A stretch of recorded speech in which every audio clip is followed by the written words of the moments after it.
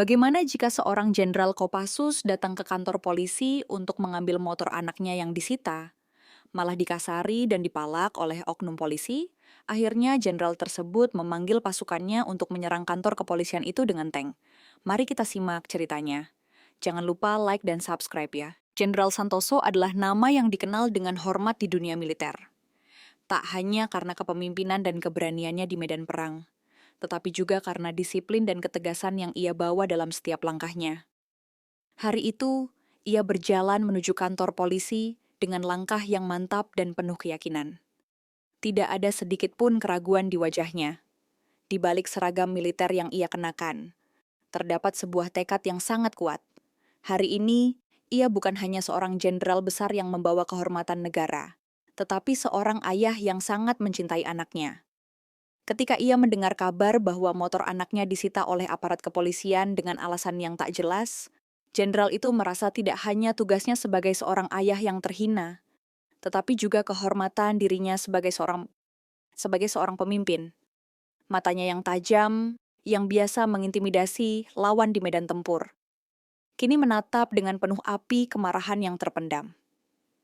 Semua orang yang melihatnya pasti tahu bahwa kali ini bukan sekadar masalah hukum, tetapi sebuah penghinaan yang tidak bisa ia terima begitu saja. Setiap langkahnya menggema, menandakan kedatangannya yang penuh tujuan, dan tak ada ruang untuk mundur. Hari itu, ia akan memastikan bahwa tak ada yang bisa meremehkan dirinya atau keluarganya. Begitu memasuki kantor polisi, Jenderal Santoso langsung merasakan atmosfer yang sangat berbeda. Beberapa petugas yang ada di dalam ruangan menatapnya dengan pandangan yang entah bisa disebut takut atau hanya kebingungan melihat seorang jenderal militer yang memasuki markas polisi tanpa permisi. Namun satu petugas, seorang polisi muda dengan seragam yang sedikit kusut, tampak tidak terpengaruh dengan kehadiran Santoso. Petugas itu malah tampak santai, duduk di belakang meja sambil memainkan pena di tangannya. Ada ekspresi sinis di wajahnya saat ia mengangkat pandangan dan melihat Jenderal Santoso, seolah berkata, "Apa yang bisa dilakukan oleh seorang jenderal besar di kantor polisi kami?" Tanpa menjawab salam atau mengindahkan kedatangannya, petugas itu kembali fokus pada berkas-berkas di mejanya. Santoso merasa gelombang kemarahan mulai menguasai dirinya. Wajahnya yang tegas dan tak terbaca mulai menunjukkan ketegangan. Namun ia masih mampu menahan diri. Dengan suara yang datar namun penuh wibawa, ia bertanya, "Di mana motor anak saya?" Suasana tiba-tiba menjadi tegang, meskipun petugas itu tampak santai. Ada ketegangan yang menyelimuti ruangan, dan Santoso tahu, ini adalah pertemuan yang tidak akan berjalan mulus. Petugas itu kemudian meletakkan penanya, memutar tubuhnya ke arah jendela sejenak, seolah berpikir sebelum akhirnya membuka mulut. "Motor itu sudah disita, Pak," katanya dengan suara pelan, seperti tidak ingin terdengar. Suasana semakin mencekam. Santoso, yang sudah terbiasa berhadapan dengan lawan yang lebih berbahaya di medan perang, kini merasa seperti dihina. Hanya dengan sepatah kata, ia merasa harga dirinya diinjak-injak oleh petugas yang tidak tahu hormat. Tanpa memperhatikan kedudukan dan status, petugas itu dengan ringan menyebutkan bahwa motor anaknya disita karena sebuah alasan yang tidak jelas. Dan yang lebih membuat darah Santoso mendidih adalah permintaan uang sebesar 1 juta rupiah untuk menebusnya. "Jika ingin mengambilnya, bayar dulu denda 1 juta rupiah," kata petugas itu dengan nada yang tidak menunjukkan rasa hormat sedikit pun. Suara itu begitu datar, seakan tidak ada yang luar biasa dengan permintaan yang jelas-jelas tidak adil ini. Santoso bisa merasakan setiap kata yang diucapkan petugas itu menghantam hatinya, seolah-olah ia bukan siapa-siapa, bahkan di hadapan petugas yang semestinya melayani masyarakat. Ini bukan hanya tentang motor anaknya, ini lebih dari itu.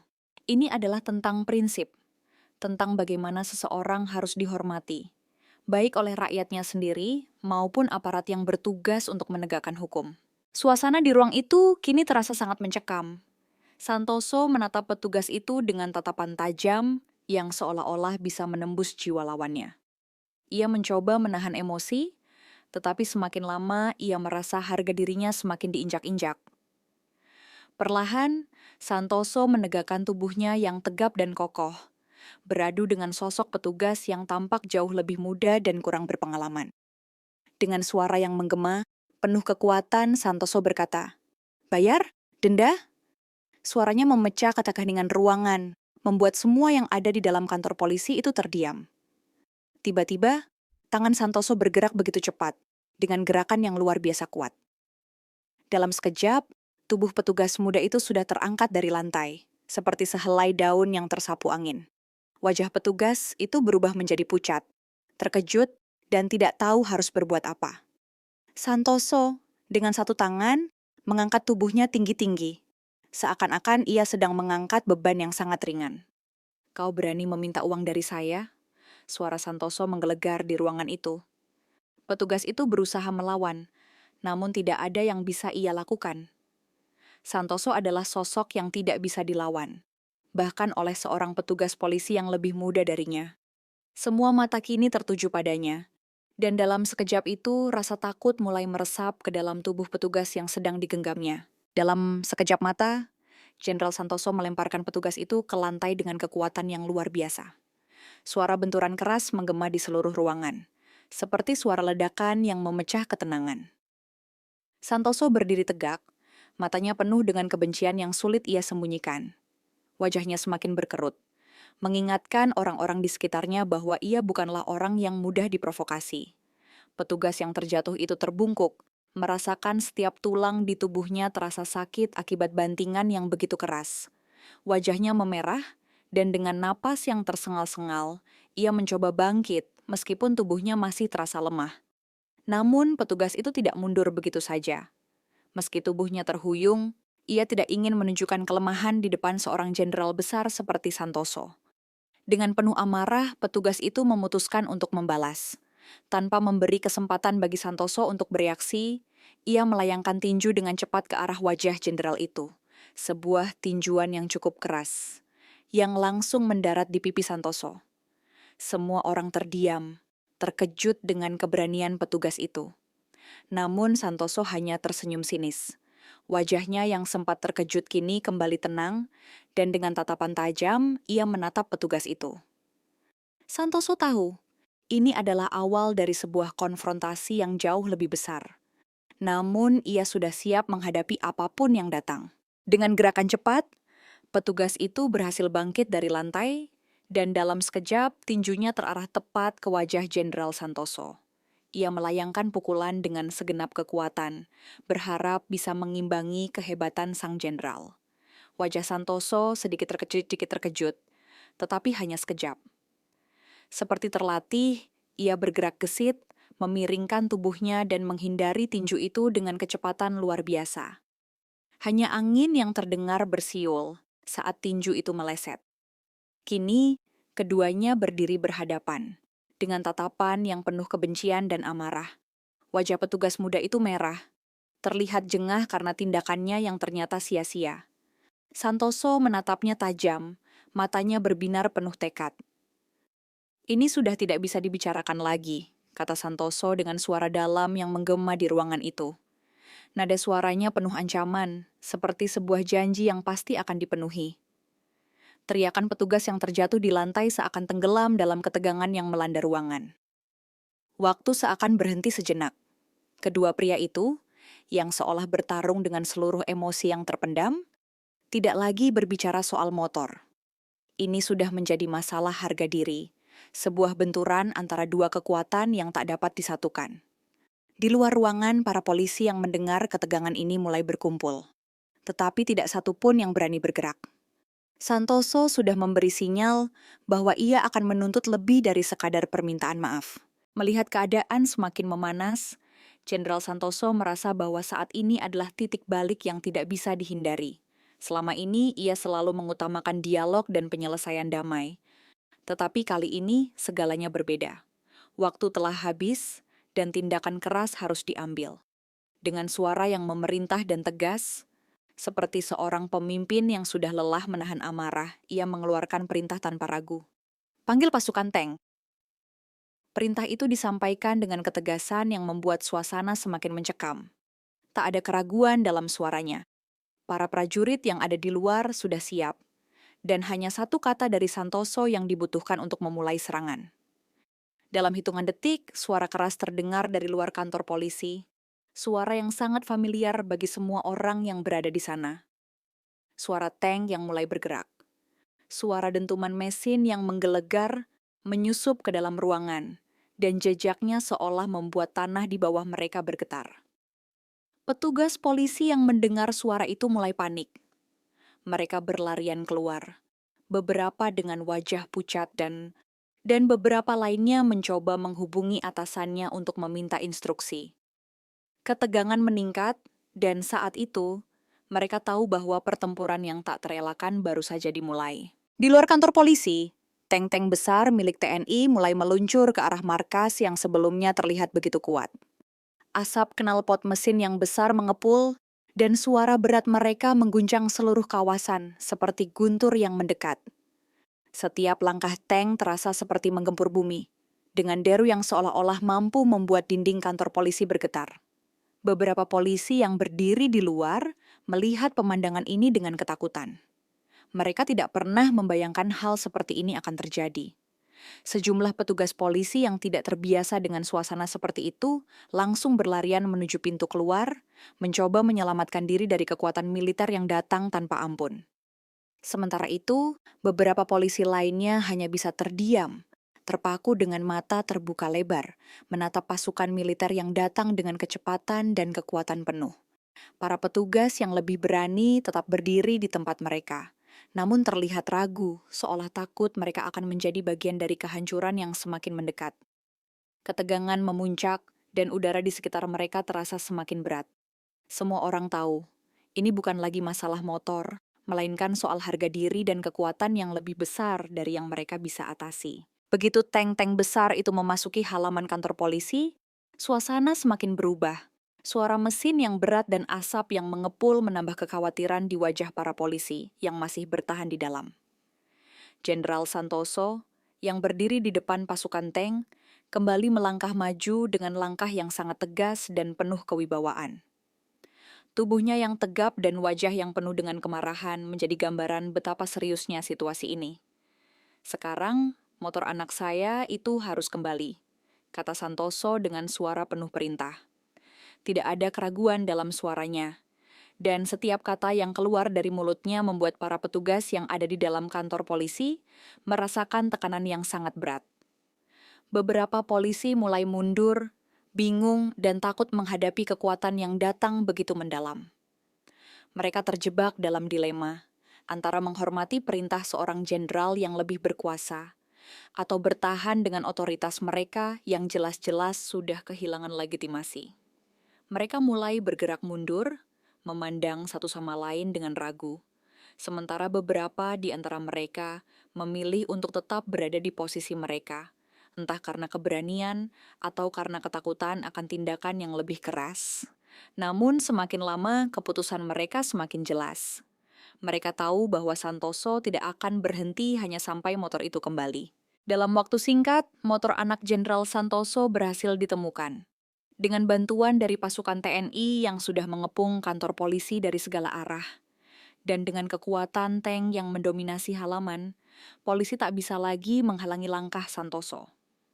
Motor itu akhirnya diserahkan kepada Jenderal Santoso, tetapi amarahnya belum reda. Meskipun ia mendapatkan apa yang ia inginkan, harga dirinya sebagai seorang pemimpin, dan ayah masih terasa diinjak-injak oleh sikap tidak profesional yang ditunjukkan oleh polisi. Santoso merasa bahwa ini bukan hanya tentang pengambilan motor, tetapi lebih kepada penghormatan yang seharusnya diberikan kepada seseorang yang sudah mengabdi untuk bangsa dan negara. Dengan tubuh yang masih tegap dan tangan yang menggenggam erat motor anaknya, Santoso menatap sekeliling dengan penuh kekecewaan. Polisi yang ada di sana tak bisa lagi mengelak. Mereka telah membuat kesalahan besar dengan meremehkan seorang jenderal dan membawa keluarga Santoso ke dalam situasi ini. Rasa kecewa dan marah yang menguasai dirinya kini tak bisa lagi disembunyikan. Ia tahu bahwa tindakannya ini akan meninggalkan bekas yang mendalam. Bukan hanya bagi mereka yang terlibat, tetapi bagi seluruh sistem yang telah gagal menjalankan tugas dengan benar. Dengan napas yang berat, Jenderal Santoso berdiri tegak di tengah-tengah halaman kantor polisi yang kini penuh dengan kekacauan. Tank-tank besar yang mengelilinginya menambah atmosfer yang semakin mencekam, sementara api yang mulai berkobar dari kantor polisi menghembuskan asap tebal ke langit. Santoso menatap sekeliling dengan mata yang tajam, merasa seluruh dunia kini ada dalam genggamannya. Tidak cukup hanya dengan motor ini, ujar Santoso dengan suara yang menggema. Setiap kata yang keluar dari mulutnya seakan menambah ketegangan yang menyelimuti tempat itu. Saya akan pastikan kalian belajar menghargai orang yang lebih besar dari kalian. Lanjutnya, dengan nada yang begitu dalam, penuh ancaman yang tidak bisa diabaikan begitu saja. Semua yang mendengarnya merasa seperti ada petir yang siap menyambar.